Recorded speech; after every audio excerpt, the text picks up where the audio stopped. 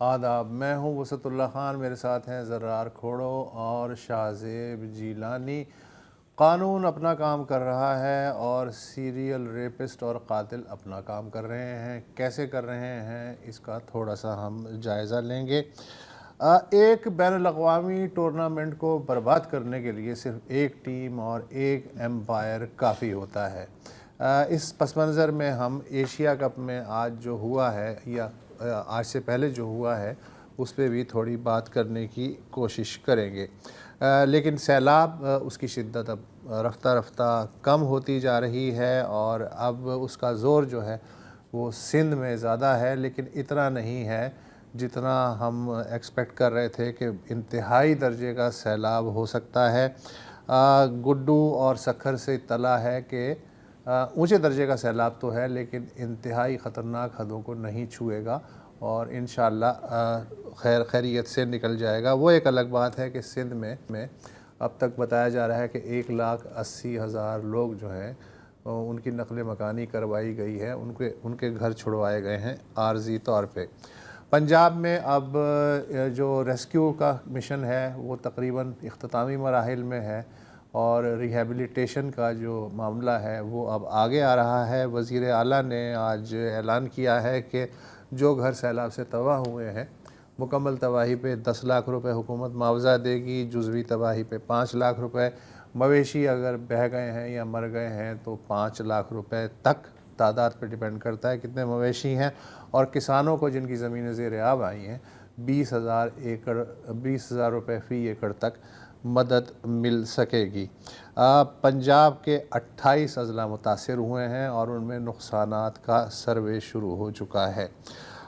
ہم وقتاً فوقتاً ایسی این جی اوز کا بھی ذکر کرتے آئے ہیں۔ حکومت تو اپنی جگہ خیر کام کرتی ہی ہے، لیکن بڑی بڑی اور چھوٹی چھوٹی این جی اوز آج سے نہیں ہمیشہ سے ہاتھ بھی بٹاتی ہیں اور اپنے طور پہ مصائب کا زور کم کرنے کی کوشش کرتے ہیں۔ ماضی میں بھی ہم آپ کو انٹروڈیوس کراتے رہے ہیں، آج بھی ہم ایک این جی او سے آپ کو انٹروڈیوس کرا رہے ہیں اور اس کا نام ہے دستک فاؤنڈیشن۔ پچھلے 29 برس سے خواتین کے حقوق، جنڈر ایشوز، صحت کے حقوق اور ماحولیاتی انصاف اور قانونی معاونت کے لیے کام کر رہی ہے۔ ان مسائل و معاملات پہ ہونے والے عالمی اجتماعات کا بھی حصہ بنتی ہے۔ 2022 کا جو سیلاب تھا اس میں دستک فاؤنڈیشن نے ہزاروں متاثرہ خواتین تک رسائی حاصل کی اور ان کے بایولوجیکل جو مسائل ہیں ان پہ توجہ دی، اور دستک جو ہے وہ صحت و صفائی کی آگہی سے متعلق بھی خواتین کے بارے میں بالخصوص مہمات چلاتی رہتی ہے۔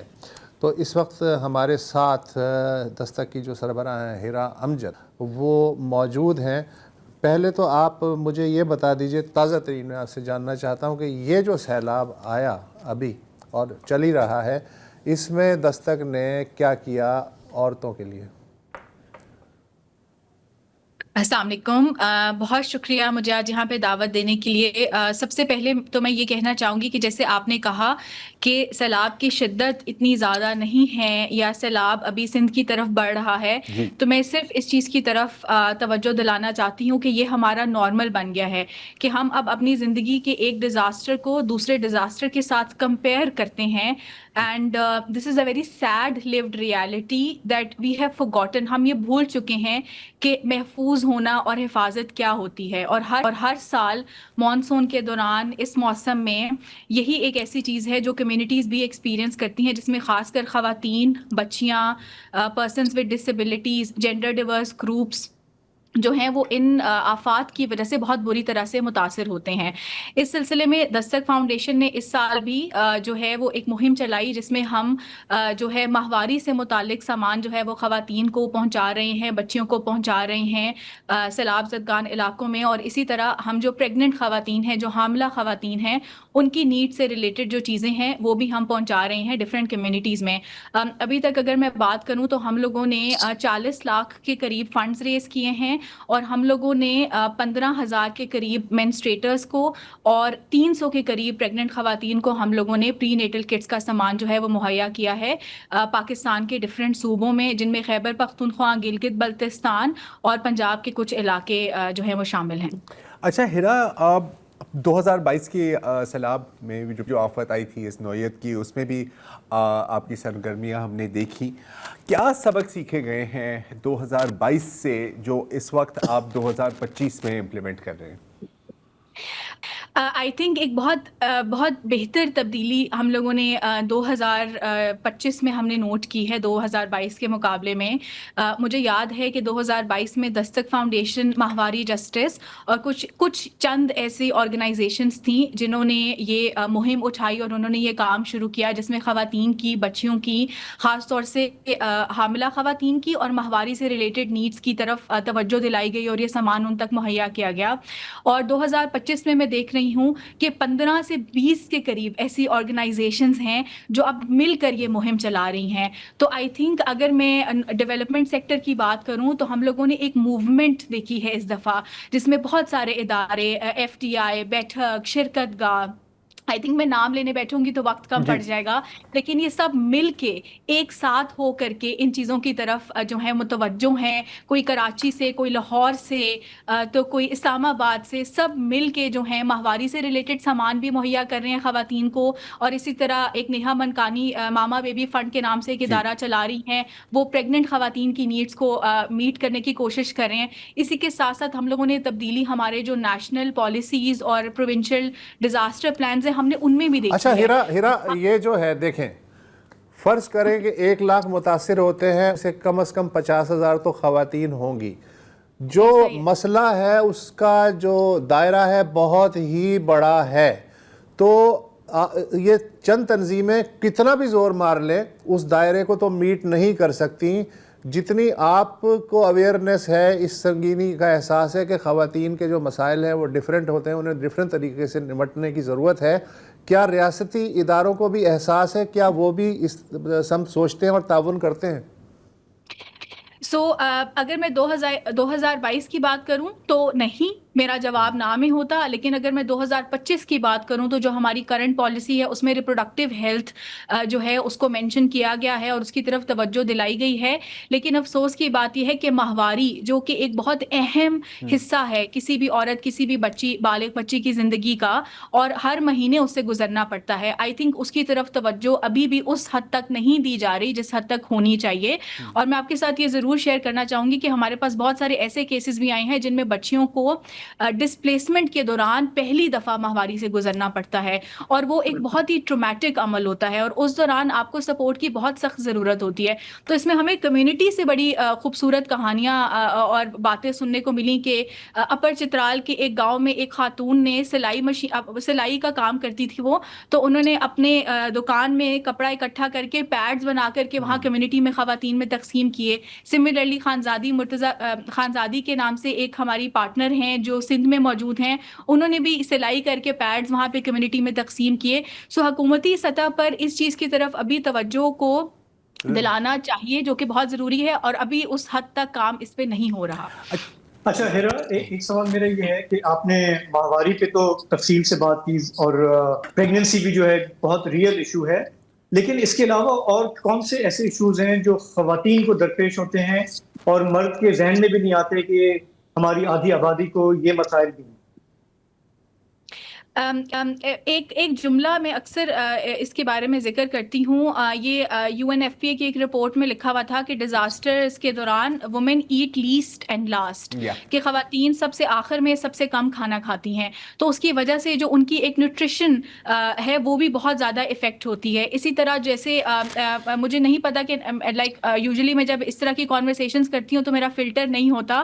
ہم ابھی نیشنل ٹیلی ویژن پہ بات کر رہے ہیں، آئی ہوپ میری باتوں کو پازیٹیو اور مثبت نظریے سے دیکھا جائے گا.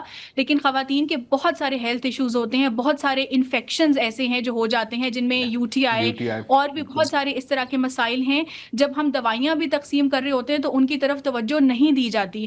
اور آپ یقین نہیں کریں گے، یہ بہت ہی پینفل جو ہے نا یہ علامات ہیں جن سے خواتین گزر رہی ہوتی ہیں. لاسٹ ٹائم جب ہم عمر کوٹ والی سائٹ پہ فلڈ ریلیف کا کام کر رہے تھے تو وہاں پہ خواتین مجھے ہنس کے اپنی تکلیف کا اظہار کر رہی تھی، اور میں سوچ رہی تھی کہ یہ کس طرح اس سب سے روزمرہ زندگی میں گزر رہی ہیں، اور ان سب چیزوں کی طرف توجہ بالکل بھی نہیں دلائی جاتی. اسی کے ساتھ ساتھ ایک اور چیز کا میں ضرور یہاں پہ ذکر کرنا چاہوں گی، بریپ کے نام سے ایک علاقہ ہے اپر چترال میں، وہاں پہ جب glacier lake outburst flooding ہوتی ہے تو گاؤں 2 حصوں میں تقسیم ہو جاتا ہے. اب ایک سائڈ پہ گاؤں ہے لیکن دوسری سائڈ پہ ہسپتال ہے.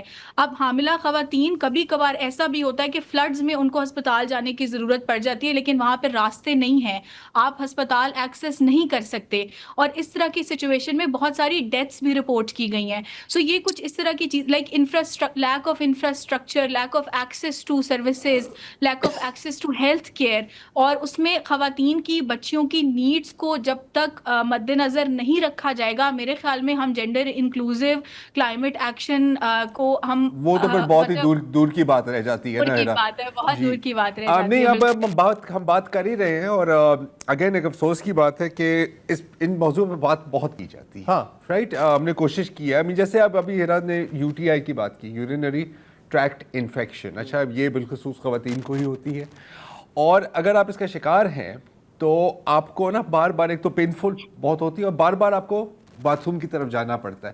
اب آپ سوچیں کہ آپ سیلاب زدگان علاقے میں ہیں، ہاں، اور آپ زمین پہ پڑے ہوئے، یا آپ زمین پہ پڑے ہوئے ہیں، یا آپ امدادی کیمپ میں بھی ہیں، آپ ریلیف کیمپ میں بھی ہیں. آپ کو پتہ ہے وہاں پہ کیا حال ہوتا ہے.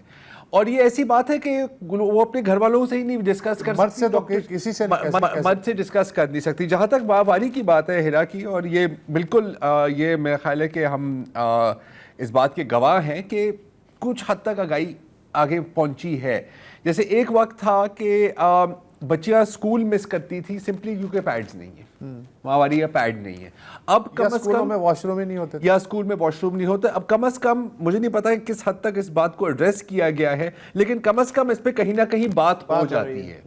جی اچھا، اب ہیرا جی میں ایک اور چیز سے عرض کر سکوں پلیز، ایک پوائنٹ رہ گیا، میں اس پہ بات کرنا چاہ رہی تھی کہ جینڈر بیسڈ وائلنس بھی ایک ایسی چیز ہے جس پہ خواتین اور بچیاں اور زیادہ ولنریبل ہوتی ہیں. ہمارے پاس بہت سارے ایسے کیسز بھی آتے ہیں کہ ریلیف کے دوران ہمیں ٹریپ کر کے واٹس ایپ میسیجز کے تھرو بلایا گیا کہ یہاں پہ سامان مل رہا ہے، and then they were subjected to violence. تو آئی تھنک یہ بھی ایک بہت امپورٹنٹ چیز ہے جس میں جب لوگ ڈسپلیسڈ ہوتے ہیں، وہ ٹینٹس میں اس طرح کمیونٹیز میں یہاں پہ رہ رہے ہوتے ہیں، تو ایکسیسربیٹڈ کیسز آف وائلنس بھی ہم نے یہ دیکھے ہیں. ابھی آپ حال کی بات کر رہی ہیں، یہ ان سیلاب کے دوران ہوا ہے؟ آپ کہہ رہی ہیں ہر سیلاب میں کرنٹ میں obvious ہر سیلاب کے دوران یہ چیزیں رپورٹ کی گئی ہیں.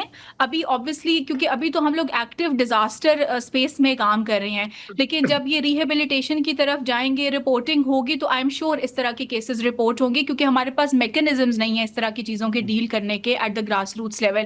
ہیلپ لائنز ویسے ہی کام نہیں کر رہی ہوتی، بہت ساری جگہوں پہ انٹرنیٹ کنیکٹیوٹی ویسے ہی نہیں ہے. تو یہ جو ایک دورانیہ مطلب ایک جو شدت ہے تشدد کی، یہ بڑھ جاتی ہے، اور اس میں بھی سب سے زیادہ ولنریبل خواتین، بچیاں، پرسنز ود ڈسیبلٹیز اور جینڈر ڈیورس فوکس ہیں. میں اس چیز کی طرف بھی توجہ دلانا چاہ رہی تھی کہ یہ بھی ایک بہت اہم مسئلہ ہے جو ڈیزاسٹرز میں ابھر کے سامنے آتا ہے. Thank you so much. بہت شکریہ Heera ji. Education to talk to you, مطلب نئی چیزیں پتہ چلتی ہیں، لیکن بات یہ ہسٹوریکلی کریکٹ ہے. فرنٹ لائن جو افیکٹ ہوتے ہیں نا ہمیشہ ڈیزاسٹر میں، وہ خواتین ہی. ولنریبل. وقفہ لے لیں.